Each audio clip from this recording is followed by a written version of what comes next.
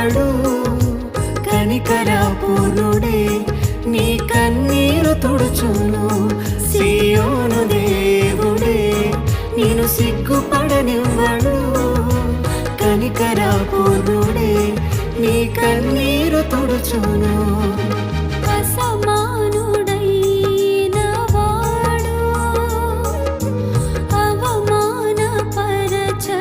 నిన్ను.